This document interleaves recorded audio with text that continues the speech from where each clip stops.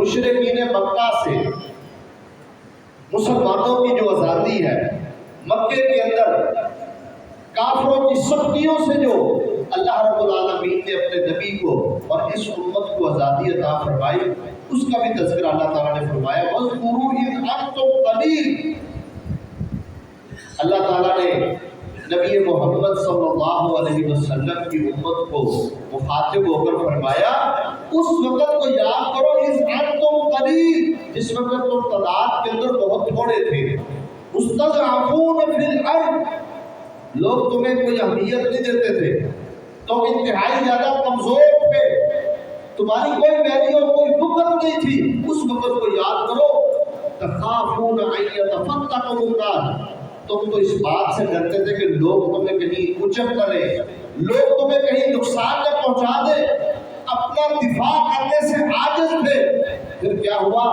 فآواکم، رب نے تمہیں ایک جگہ دی، تمہیں ایک خطہ دیا،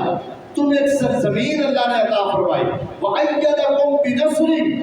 اللہ نے پھر تمہاری مدد بھی کی، نصرت بھی کی، اللہ نے تمہاری مدد کے لیے آسمان سے فرشتے بھی اتارے، وَرَزَقَكُم مِّنَ الطَّيِّبَاتِ، اللہ نے تمہیں حلال چیزیں عطا فرمائی، تمہیں اللہ نے پاکیزہ رزق دیے، یہ اللہ کے احسانات ہیں، کیوں؟ لَعَلَّكُمْ تَشْكُرُونَ، تاکہ تم اللہ کا شکر ادا کرو۔ تو جب یہ آزادی ملتی ہے یہ اللہ کی بہت بڑی نعمت ہے، اور اس نعمت کا سب سے بڑا تقاضا یہ ہے کہ اللہ کی اس نعمت کا شکریہ ادا کیا جائے۔ آزادی تو اتنی بڑی نعمت ہے کہ ایک بیٹا اپنے باپ کے احسانات کا بدلہ دنیا کے اندر نہیں دے سکتا۔ ایک بیٹا جو اس کے باپ کے اپنے بیٹے پر احسانات ہیں، ان کا بدلہ کوئی بیٹا اپنے باپ کا بدلہ اور اس کی جزا نہیں دے سکتا۔ صرف ایک خوش نصیب بیٹا ایسا ہے جو اپنے باپ کا بدلہ چکا سکتا ہے۔ حدیث میں آتا ہے، اللہ کے نبی علیہ الصلوۃ والسلام نے فرمایا، صحیح مسلم کی روایت ہے، لا تجزی ولد والدا الا ان یجد مملوکا فیشتریہ فیعتقہ، اللہ کے نبی علیہ الصلوۃ والسلام نے فرمایا کوئی بچہ، کوئی اولاد، کوئی لڑکا اپنے باپ کا بدلہ نہیں دے سکتا، صرف ایک وہ لڑکا جو اپنے باپ کو دیکھے کہ اس کا باپ غلام ہے، کسی کی غلامی کے اندر جکڑا ہوا ہے، وہ اپنے اس باپ کو خریدے اور خرید کر آزاد کر دے، گویا یوں سمجھے اس بچے نے اپنے باپ کے احسانات کا بدلہ دنیا کے اندر چکا۔ یہاں سے جو بات میں نے آپ کو سمجھانی ہے وہ یہ ہے کہ آزادی بہت بڑی نعمت ہے، اتنی بڑی نعمت کہ ایک بیٹا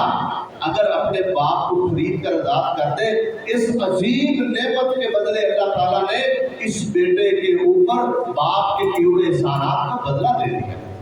اتنی بڑی نعمت ہے آزادی۔ اور جو خوف ہے، یہ غلامی اور خوف بہت بڑی مصیبت ہے۔ حافظ عبدالسلام بھٹوی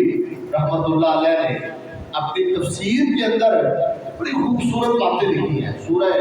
قریش کی جو تفسیر ہے وہ بڑی شاندار فرمائی ہے۔ انہوں نے امام راضی کے حوالے سے ایک بات نقل کی ہے، فرماتے ہیں کہ عالم دین سے پوچھا گیا کہ اگر آپ کو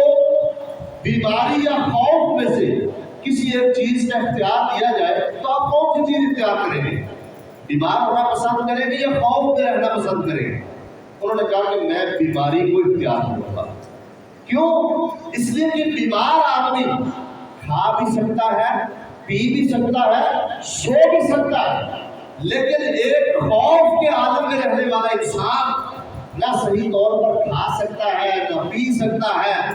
نہ وہ سکون کی نیند سو سکتا ہے۔ خوف جو ہے یہ بیماری سے بڑی مشکل ہے، بیماری سے بڑی مصیبت ہے، اس کے مقابلے کے اندر امن اور آزادی یہ بہت بڑی اللہ کی نعمت ہے۔